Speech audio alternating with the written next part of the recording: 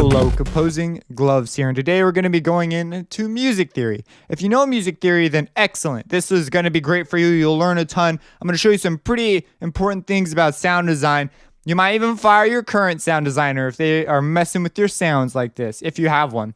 Most people do their own sound design. If you don't know music theory, don't worry, you'll still understand what I'm saying, but some of this will probably fly over your head. If you're familiar with just the basics up to chords and inversions, you'll understand what I'm saying. It helps to have knowledge of functional harmony because that's where this would then be useful. But you'll understand what I'm saying if you know about chords and inversions and so forth. If you don't know any music theory at all, I'm going to give a basic review as I go, but you should be fine still. But the big takeaway, this is the big takeaway. Okay, so here I have a chord progression, just a macroscopic view real quick. I have this chord progression.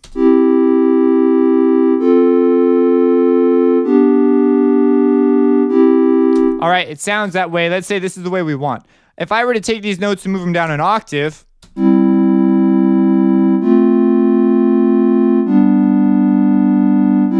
it sounds completely different. And this does not sound as resolved. It sounds like it wants to keep going. Sounds like there should be another chord, right? So, versus. That sounds done. Like we could stop the song after that and we're done. So you saw by lowering one of the voices, I changed the inversion. In music theory, this is no big deal.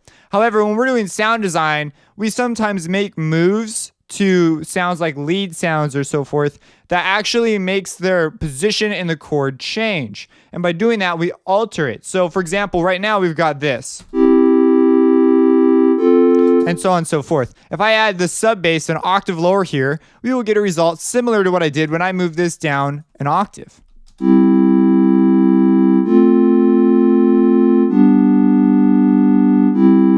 That is pretty straightforward. Now let's talk a little bit about like what is happening. If you know a little bit about the sound design and spectrum side of things and you know music theory, you could draw the conclusion yourself. But if you don't, then this is going to be like, what the heck? So what we did here, and this is true. Now this is a very simplistic example. What I've got here is I've got 3 instances of Synth1, and I've so named them soprano, alto, tenor because I'm treating them as separate voices. And for those of you who don't know music theory, and our voices have one note. They don't have 2 notes. They've got 1 note. And these notes work together to form a harmony. You can think of that just as a chord. So each instance of Synth1 is outputting a different note. If you do this all in one patch, which is super common in EDM, this sort of doesn't matter. It matters. It's like it's more complicated, but then the results that you're doing matter less.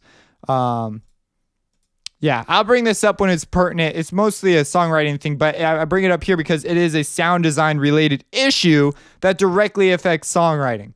So you're writing your song and you've got like a melody, let's say, and it's playing certain notes. You add on a sub voice. So you add a fundamental frequency an octave below. Well, we talked about the spectrum already. When we do that, that makes the roll of your voice drop an octave. So one of the things you're not supposed to do is you're not supposed to cross voices typically because it confuses the listener. Like, well, is that part of the alto part or is it part of the soprano part? The listener doesn't know what the roll of that voice is. So if we have a melody and we add a sub bass to it, we bring in a sound an octave lower, it's going to make the melody sometimes cross with our harmonies, and that could confuse the listener. Your melody is now less distinct, less clear. So we got to be really careful about if we add this sub bass because we've changed the fundamental. You saw that this went from being the top voice, which if we were to solo it, it went from being that to this. And if I solo it now, versus, that's a big deal when something like that happens. So we all the time in sound design will add these lower harmonics, or maybe we'll boost the low one with an EQ or the mid-range or so on and so forth, and it will actually change our chord progression. We are no longer playing the same chord progression. So the chord progression here is a C major chord. Now this is the music theory part, but basically we've got the names of the chords and the numbers are to indicate if they're inverted. So normally F major is F A C. But here I have a C in the bass. that's what I have instead. And I choose that because look at this. These notes, this note can stay the same because this note's in both chords. This note only has to go up one friggin' note. That's it. That's so close. So that's really smooth. And this one only has to jump up. This is still only a whole step. So that's still incredibly nice. So we like things that are smooth. They sound better typically. Well, okay. There are lots and lots and lots of music. I can't really say that. But generally, you're advised to write smooth stuff first before you go into like this crazy spaced out stuff and more tensious stuff. So this is our chord progression. We've got a C major, an F major 6/4, and a G major in root position, or not root position, a root in first inversion, and a C major. If we were to reanalyze these, this essentially would come down an octave, and suddenly we'd have this would not be good, right? We'd have a second inversion C major right off the bat here at the beginning. This is still up there. And so one of the things about second inversions is they're not that common because they have a very unfinished quality. If you're going to use this chord, you typically use it as in a moment of a moving chord progression, a passing chord. Maybe like that's a name. Passing 6/4 is totally a term.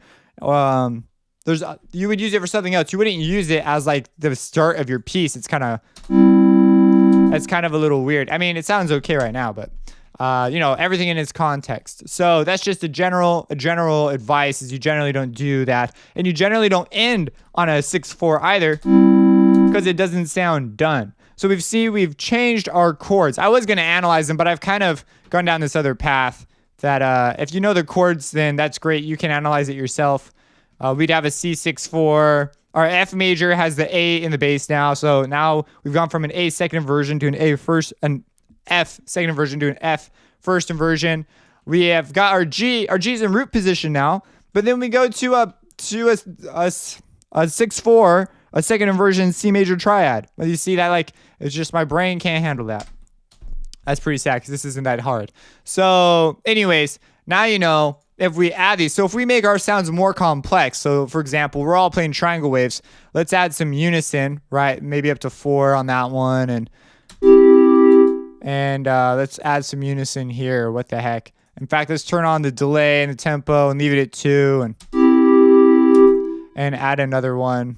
We'll make this unison 3 with a mix of waveforms.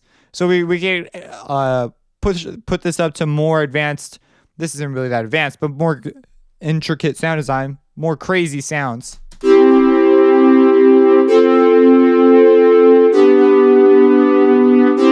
So you can hear the inner workings of every voice. And this is also why layering, if you have different voices, you can get a lot more intricate of a sound instead of writing everything on the same patch. But we'll typically do that for simplicity.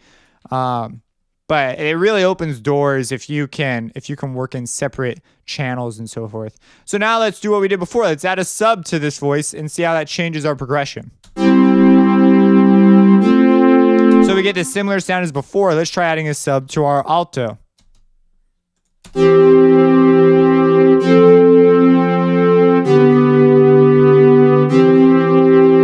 So you see, this is pretty important stuff to know. So something that you may have never considered before. Maybe you've never thought of this, but it is a important consideration. When you add a sub to a sound, you're going to alter the chords quite a bit. And now if you're writing just block chords, this will have those. So let's do one of those. Let's add an instance of Synth1. We'll call it block chords.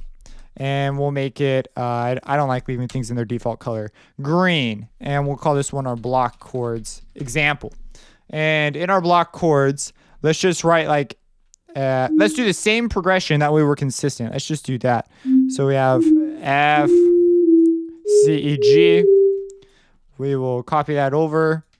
You might be wondering why is there a space at the end? That's the note value that came out when I typed. So no particular reason. And then we went to a G. I could have just copied our first chord, whatever. There we go. So we have our original chord progression, and we'll make it a triangle wave. And whoops, we don't want sevens. So we get the same deal, right? But in this case, we have way less control over what note, because we're not writing in separate voices. It's all in one. So if we add a sub to this, it's like we moved everything down an octave and we've formed a big block of chords, which can create mud, eats more frequency, oftentimes gives you less power over individual voices. So if you're going to do this, it's usually to create some sort of ethereal texture background, or you're going to layer it with other chords that are also playing these things, and you just want a big wall of sound, which is a very common thing as well. So if we let's do sine wave subs. So every single one of these notes is going to trigger its own sine wave sub down low. And look at this. That's a mixing disaster right there. That's what that is. You don't want that. Trust me. No, and you probably don't even like the way this sounds that much anyways. But that's a mixing disaster. So let's try it in an octave. But then we don't get the effect that like an adding a fundamental would really give you. Now we just get really loud fundamentals, and you see it creates this. This is just a bad idea sometimes. Usually the sub is not treated in this way. It would be considered more in like adding it to one particular sound, which is why I went with that first. But we could try adding a spectrum instead. So if we try adding like a triangle wave down below, there'll be some more phase cancellation, so it'll even out our sound a little bit. Versus, as you can hear, the high end is diminished in this example. Now, saw wave, these are louder harmonics, and it's every harmonic, so we'd expect it to take on this brighter quality. And then square wave, the classic odd harmonic sound.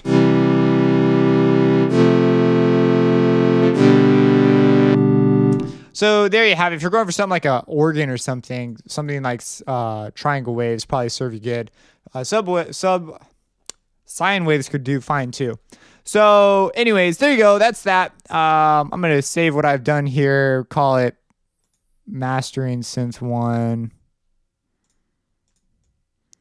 We'll call it music theory example. No, we got to make it a little more specific.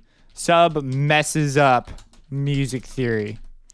And I say sub here just as an additional tone underneath, not like a true sub bass, because I just said sub there as opposed to sub bass, but we're just adding a tone lower to our sound. That's also, and then that's all I was saying. And we're going to do something like this similar in an exercise. So I actually have an exercise already prepped that I will go through with you, in which we will experiment in a more sophisticated.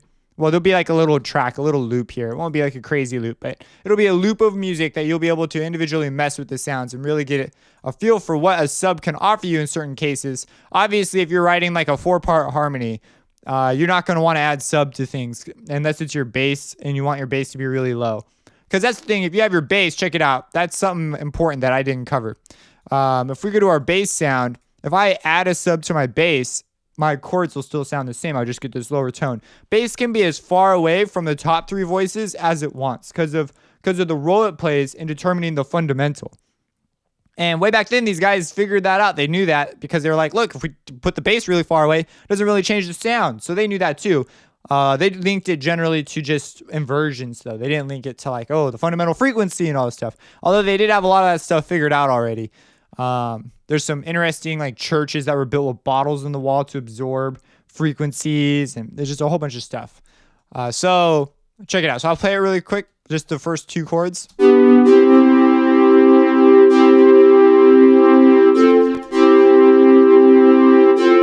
All right, now it's at a sub to the low one. We'll make it a sine wave. Now, okay, this one changes drastically because we have more complicated sounds going on now. If I change, let's see if a triangle wave can do us good. Let's go to our default sounds real quick. Initial sound 1. And we'll change it to let's make sure it's playing the right sound. Okay, there we go. We want triangle waves. And then we'll go and do that for all of them. So this one, that way we can hear what I'm talking about. So this would be a good contrast to what I just played for you because, yeah, okay. And we want a, nope, this is fine already. I changed it. Cool. So you hear more complicated sounds. There's a lot more to consider. It actually gets pretty complicated. Something I don't want to dive into right now. One of my sounds is still fancy. Ah, there it is. This one's still too fancy, bro. Why are these staying on?